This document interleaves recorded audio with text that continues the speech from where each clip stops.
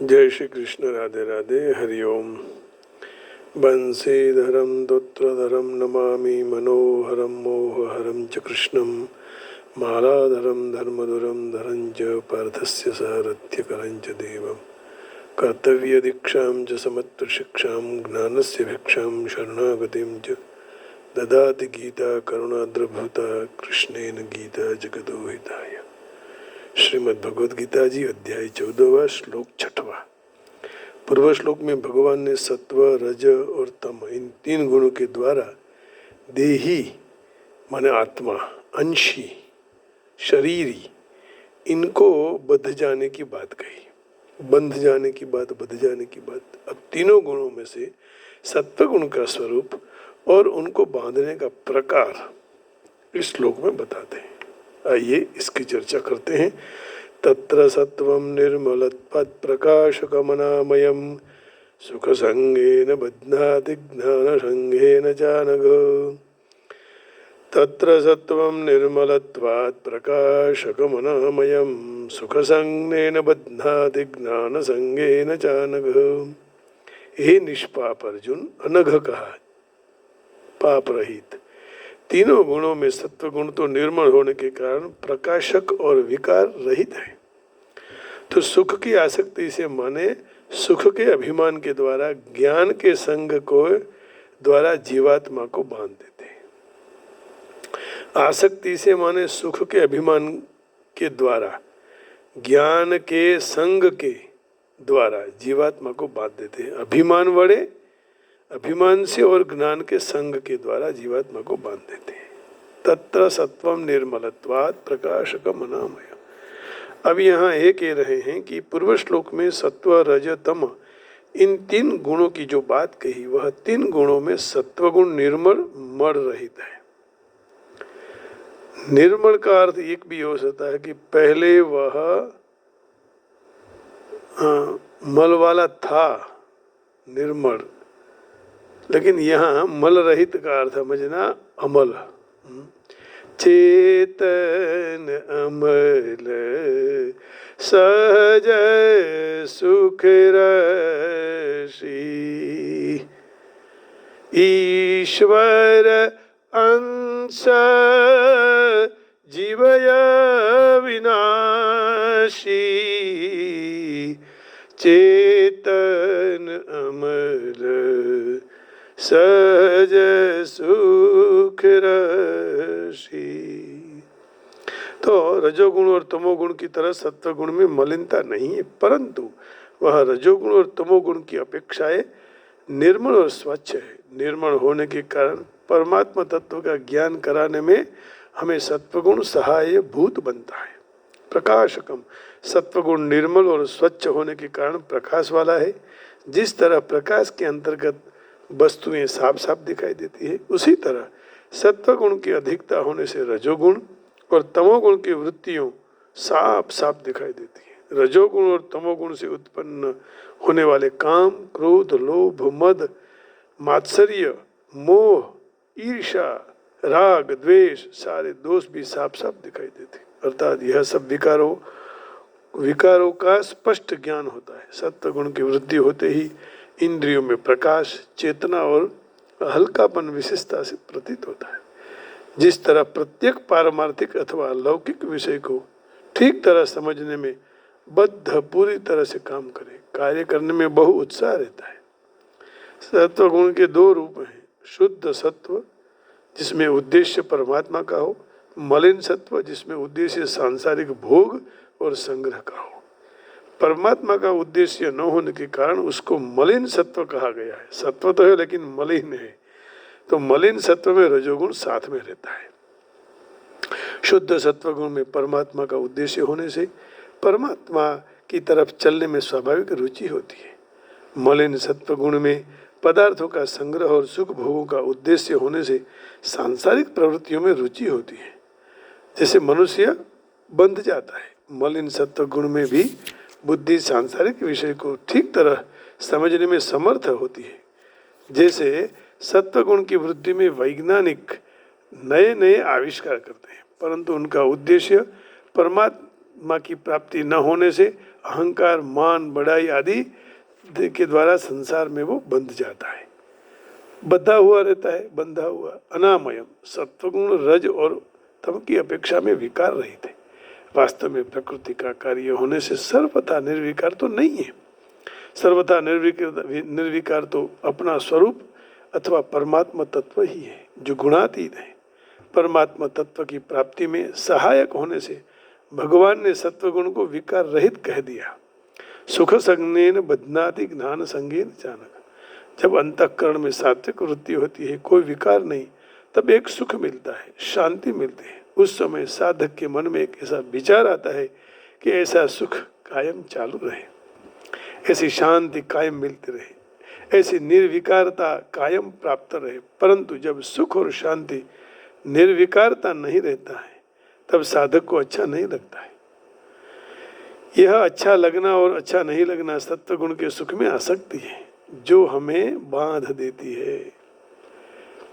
जब सत्व, रजो और तम, इन तीन गुणों को, उनकी वृत्तियों और विकारों का स्पष्ट ज्ञान होता है और साधक को ऐसी कई आश्चर्यजनक बातों की जानकारी प्राप्त होती जो पहले कभी जानी नहीं होती है, तब साधक के मन में होता है कि यह ज्ञान कायम चालू रहे। ये ज्ञान में आसक्ति है जो बांधने वाली है। जैसे कथा करते करते समय कोई भी विचारता है कि बस ऐसे ही मैं ज्ञान पिरसते रहूं, तो वो सात्विक अहंकार से बंध जाता है। फिर है सात्विक, लेकिन बंधन तो है। मैं ऐसे निरंतर भगवान के भजन में सुख और आनंद ही प्राप्त करता रहूं, तो उसमें कभी कभी ना भी मिले, तो ये निरंतर मिलता रहे, आसक्ति है अच्छी सात्विक गुण वाली, लेकिन बंधन तो आता ही है। तो मैं दूसरों की अपेक्षा में अधिक विशेष हूँ, ये मैं जानता हूँ, ये अभिमान भी बांधने वाला है। इस तरह सत्वगुण और सुख और ज्ञान के संग की आसक्ति से साधक को बांध देते हैं, अर्थात उसके गुणातीत नहीं होना देता है। यह संग ही रजोगुण है जो बांधने वाला है। 13वें अध्याय के 21वें श्लोक में भगवान ने कहा, पुरुषः प्रकृतिस्थो हि भुंक्ते प्रकृतिजान् गुणान् कारणं गुणसंगोस्य सदसद्यो निजन्मसु। प्रकृति में स्थित पुरुष जीव ही प्रकृति से उत्पन्न गुणों को भोक्ता बनता है और गुणों का संग ही उसके अच्छी या बुरी योनियों में जन्म देने के लिए कारण रूप बनता है। जो साधक सुख और ज्ञान का संग न करे तो सत्व गुण से वह बद्धता नहीं है, बंधन नहीं होता है, बल्कि उसको गुणातीत कर देते हैं, गुणों से पर। तात्पर्य यही हुआ कि जो संग न होता है तो साधक सत्व गुण से भी पर हो जाता है और अपने गुणातीत स्वरूप का अनुभव कर लेता है। सत्व गुण से सुख और ज्ञान होते ही साधक वह सावधानी रखनी चाहिए कि यह सुख और यह ज्ञान मेरा लक्ष्य नहीं है, ये मेरा भोग्य नहीं है, ये तो लक्ष्य की प्राप्ति में साधन है। मुझे तो लक्ष्य को प्राप्त करना है, जो यह सुख और ज्ञान को प्रकाशित करने वाला है। कौन सा ज्ञान? परमात्मा तत्व का ज्ञान। सुख और ज्ञान सब सत्व गुण की वृत्तियां हैं, जो कभी घटती है, कभी बढ़ती है, कभी आती है, कभी जाती है, परंतु अपना स्वरूप निरंतर एक रस रहे, उसमें कभी घटाव या बढ़ाव नहीं होता है, घाट बाट नहीं होती। इसलिए साधक को सत्वगुण की वृत्तियां सदा तटस्थ और उदासीन के हिसाब से रहना चाहिए, वृत्तियों से उनका उपभोग नहीं करना चाहिए। इससे सुख और ज्ञान की आसक्ति में वह कभी फंसेगा नहीं। जो साधक सत्वगुण से होने वाला सुख और ज्ञान का संग न करे तो उसको शीघ्र ही परमात्मा प्राप्ति हो जाती है, परंतु वह उनका संग त्याग न करे तो परमात्मा प्राप्ति का लक्ष्य होने से समय आने के बाद उसको सुख और ज्ञान से अपने आप अरुचि हो जाती है, तो यह परमात्मा की प्राप्ति कर लेता है। यह भगवान के सत्वगुण को अनामय निर्विकार बताया। यह सत्वगुण की विलक्षणता के कारण सत्वगुण गुणातीत होने से खूब नजदीक है।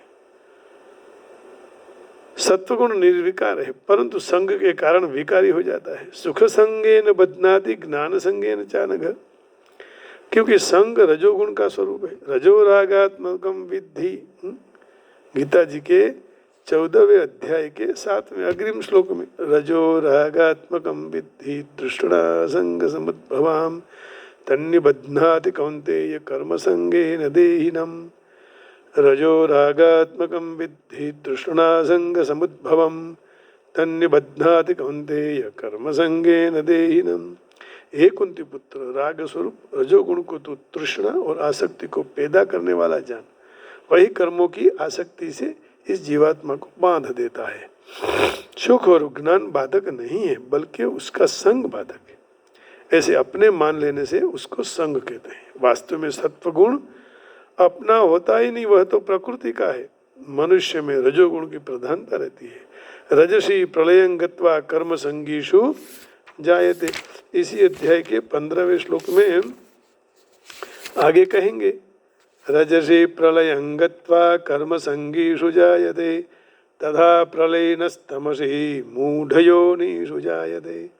रजसी प्रलयं गत्वा कर्म संगीषु जायते तथा प्रलीनस्तमसि मूढ़योनिषु जायते। रजोगुण बढ़ते मृत्यु को प्राप्त कर प्राणी कर्मसंगी मनुष्य योनि में जन्म लेता है, और तमोगुण जब बढ़ता है तब मृत्यु को प्राप्त हुआ मनुष्य मूढ़ योनि में जन्म ले लेता है। मध्ये तिष्ठन्ति राजसाः, ये ऊर्ध्वं गच्छन्ति सत्त्वस्ताः मध्ये तिष्ठन्ति राजसाः जघन्यगुणवृत्तिस्ताः अधो गच्छन्ति तामसाः। सत्वगुण में स्थित मनुष्य स्वर्ग आदि उच्च लोकों में जाता है। रजोगुण में स्थित मनुष्य मनुष्य लोक में जन्म लेता है, और तमोगुण का कार्य निंदनीय तमोगुण की वृत्ति में स्थित तामसी मनुष्य अधोगति को प्राप्त होते हैं। तो जहाँ तक संग रहता है वहाँ मुक्ति नहीं होती, कारण के स्वरूप असंग है। भगवान ने सत्वगुण को अनामय कहा, परम पद को भी अनामय कहा। पदम गच्छन्त्य अनामयम, दूसरे अध्याय के 51 में कहा श्लोक में, पदम गच्छन्त्य अनामयम, अनामयम मल रहित जो है, ऐसे पद को प्राप्त हो जाता है। पदम गच्छन्त्य अनामय कर्मजं बुद्धियुक्ता हि फलं त्यक्त्वा मनीषिणः जन्मबंध विनिर्मुक्ता पदम गच्छन्त्यनामयम्। कर्मजं बुद्धियुक्ता हि फलं त्यक्त्वा मनीषिणः जन्मबंध विनिर्मुक्ता पदम गच्छन्त्यनामयम्। क्योंकि समबुद्धि से युक्त ज्ञानी साधक कर्म से उत्पन्न होने वाले फलों का अर्थात संसार मात्र का त्याग करके जन्म रूपी बंधन से मुक्त होकर निर्विकार पद को प्राप्त हो जाते हैं। तो इससे समझना चाहिए कि सत्वगुण सापेक्ष अनामय है, परम पद निरपेक्ष अनामय है।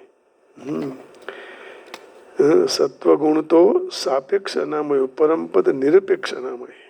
3 गुण प्रकृतिजन्य होने से रजोगुण तृष्णा और आसक्ति से पैदा होने वाला है, तमोगुण अज्ञान से पैदा होने वाला है। इसी अध्याय के 7वें और 8वें श्लोक में 8 में तमस्त्वज्ञानजं विद्धि मोहनम सर्वदेहिनम प्रमादालस्य निद्रा विस्तन्निबध्नाति भारत। हे भरतवंश अर्जुन, सब देहधारियों को मोहित करने वाला तमोगुण को तू अज्ञान में से उत्पन्न हुआ जान, और वह इस जीवात्मा को प्रमाद, आलस और निद्रा के द्वारा शरीर के साथ अपना संबंध मानने वालों को बांध देता है।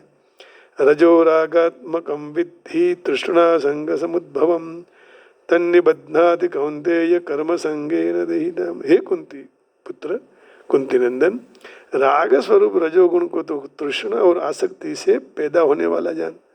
कर्मों की आसक्ति से वह जीवात्मा को बांध देता है ना। तो इस प्रकार सब गुण और सत्वं सुखे रजय संजयति रजः कर्मणि भारत ज्ञानमावृत्य तमः प्रमादे संजयुज्यत। माने सत्व गुण परमात्मा तत्व से बढ़ता है, परमात्मा तत्व की प्राप्ति कराता है, लेकिन हम यदि बंध न जाए तो बध गए तो गया। सत्वगुण मात्र प्रकृति जन्य है, और उसका तात्पर्य यही है कि सत्वगुण प्रकृति जन्य तो है, परंतु कोई विकार से पैदा नहीं होता है, इसलिए उसको अनामय कहा है। सात्विक सुख और सात्विक ज्ञान भी स्वयं के नहीं है, बल्कि प्रकृति जन्य होने से पर के हैं, अर्थात पराधीन है। तो उसमें पराधीनता का सुख है, अपना स्वरूप का सुख नहीं है। सात्विक ज्ञान और तत्व ज्ञान में अंतर क्या है? सात्विक ज्ञान में तो मैं ज्ञानी हूँ यह संग हो जाता है, परंतु तत्व ज्ञान में सर्वथा असंग है। अर्थात तत्व ज्ञान होने से ज्ञान तो रहता है, लेकिन मैं ज्ञानी हूँ यह ज्ञान भाव नहीं रहता है, तो आदमी फिर मुक्त हो जाता है। सात्विक ज्ञान में दृष्टा रहता है और अपने में विशेषता का भान होता है, परंतु तत्व ज्ञान में कोई दृष्टा रहता नहीं और अपने में कोई कमी रहती भी नहीं है, विशेषता का भान रहता नहीं है, क्योंकि व्यक्तित्व रहता नहीं है। अपने में विशेषता का अनुभव होना ही संग है। विशेषता का अनुभव है मैं ज्ञानी हूँ, ऐसा स्वीकार करने से होता है। तत्व ज्ञान होने से निजानंद का अनुभव हो जाता है। 13वें अध्याय के 27वें श्लोक में सात्विक ज्ञान का और 28वें श्लोक में तत्व ज्ञान का वर्णन किया है। 13वें अध्याय के 27वें श्लोक में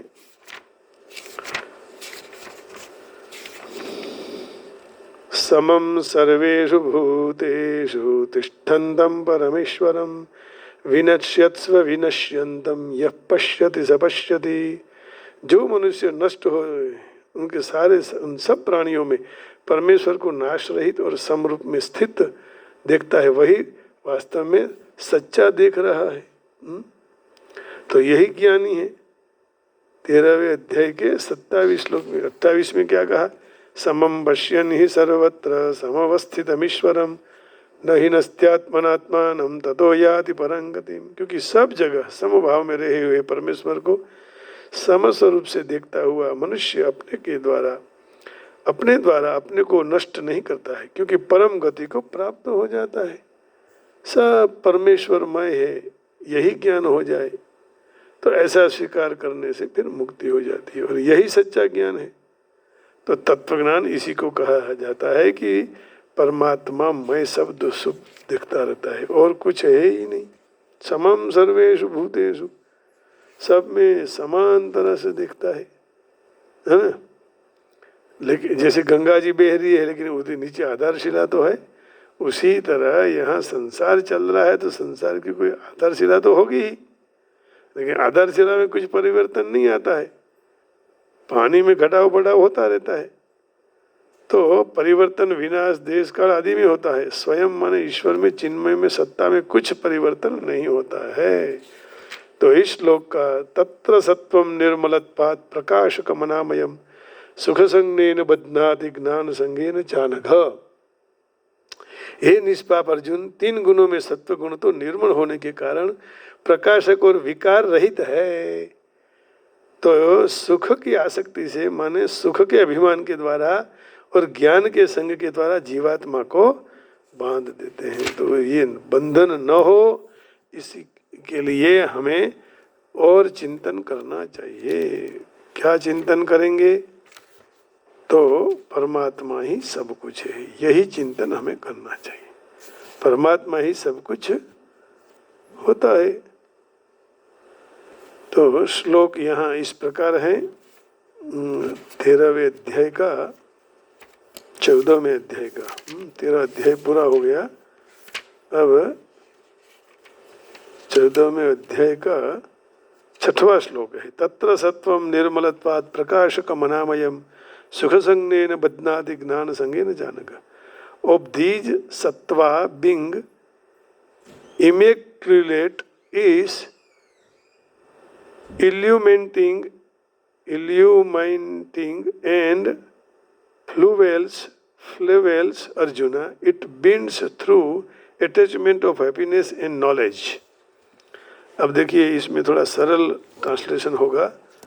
O sinless one, the mode of goodness, being pure than the others, is illuminating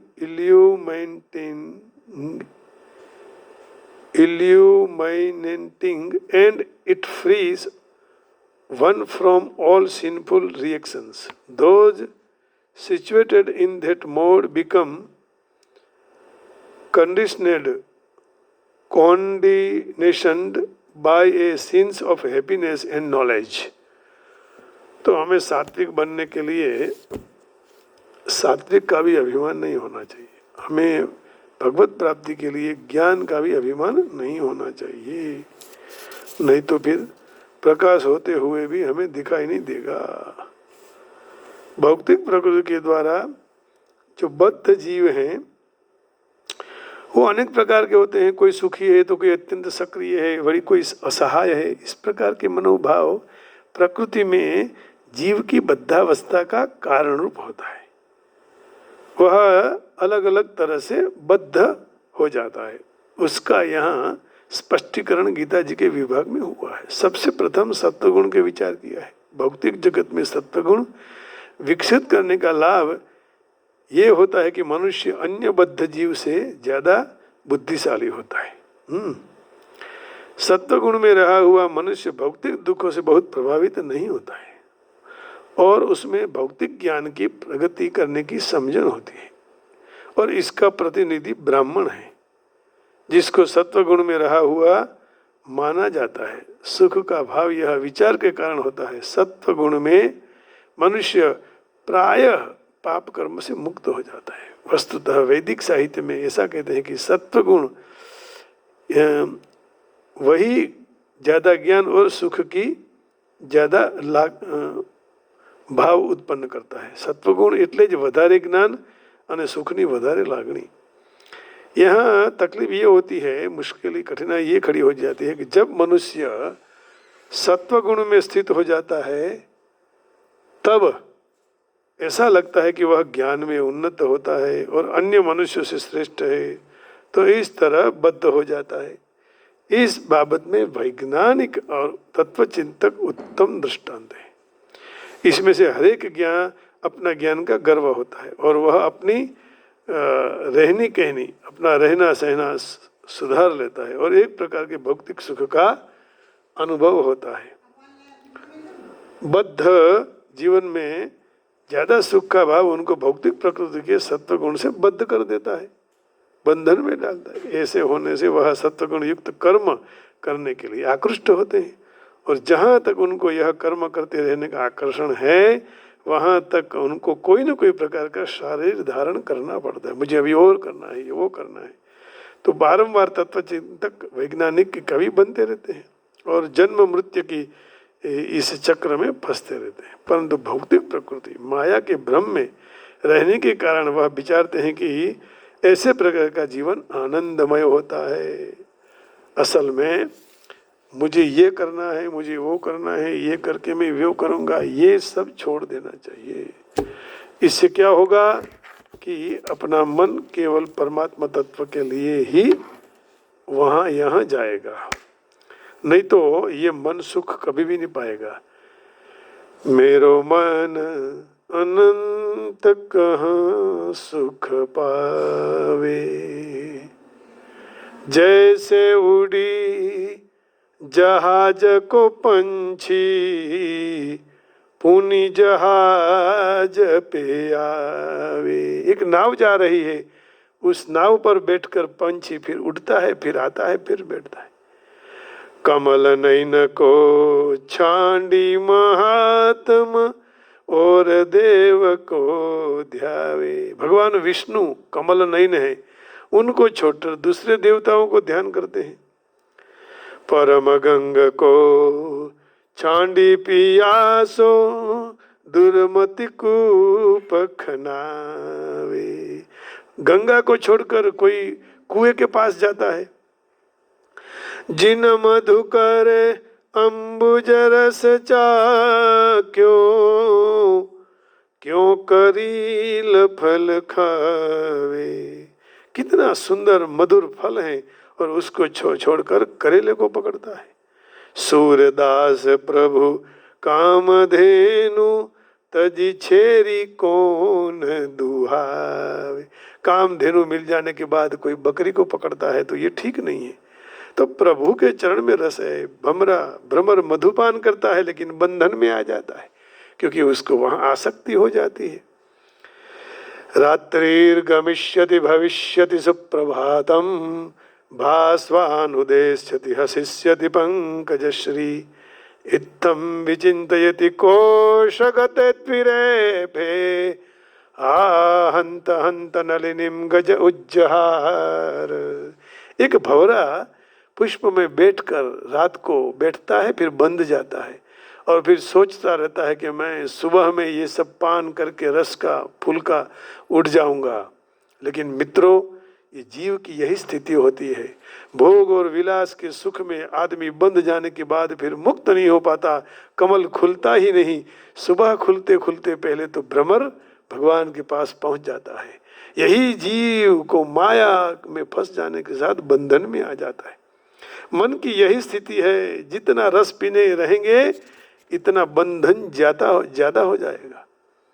तो अब यह इच्छा ही मत करो कि मुझे ये पीना है। अब देखिए, रसगुल्ला खाएंगे, 1 2 3 4 मीठे लगेंगे, फिर ज्यादा खाएंगे तो वही रसगुल्ले मिठास छोड़ देते हैं। क्यों? अतिरेक हो गया। फिर बस कहते हैं बस हो गया। तो बढ़िया रस कौन है?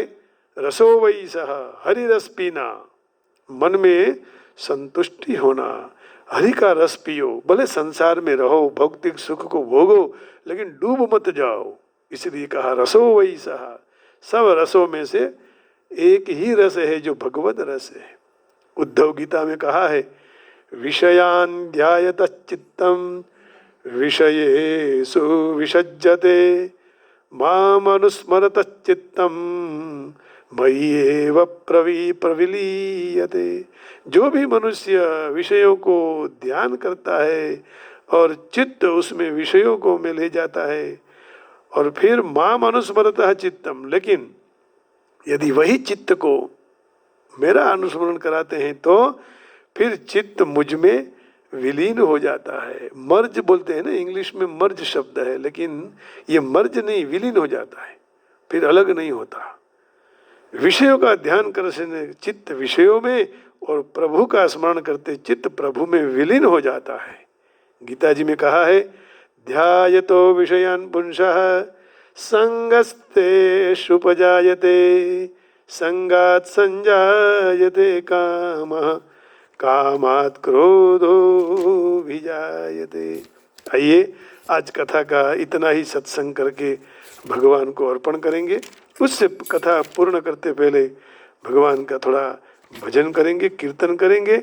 गोविंद राधे माधवा गोपाल राधे माधवा गोविंद माधवा गोपाल राधे माधवा माधवा मेरे माधवा मेरे माधवा मेरे माधवा गोविंद राधे माधवा गोपाल राधे माधव गोविंद राधे माधवा गोपाल राधे माधवा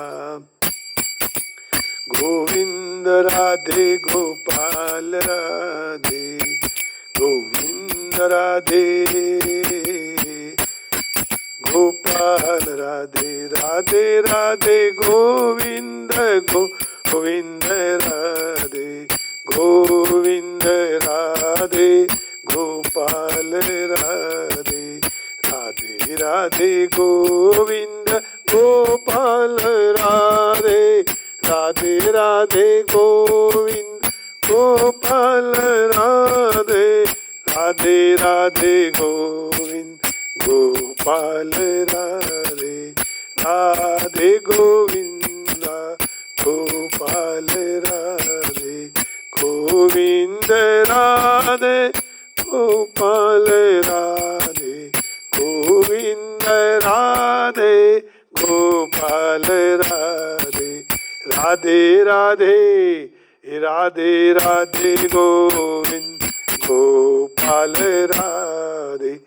कृष्ण कन्हैया लाल की जय, द्वारिकाधीश की जय। सबको जय श्री कृष्ण, राधे राधे, हरि ओम, जय योगेश्वर।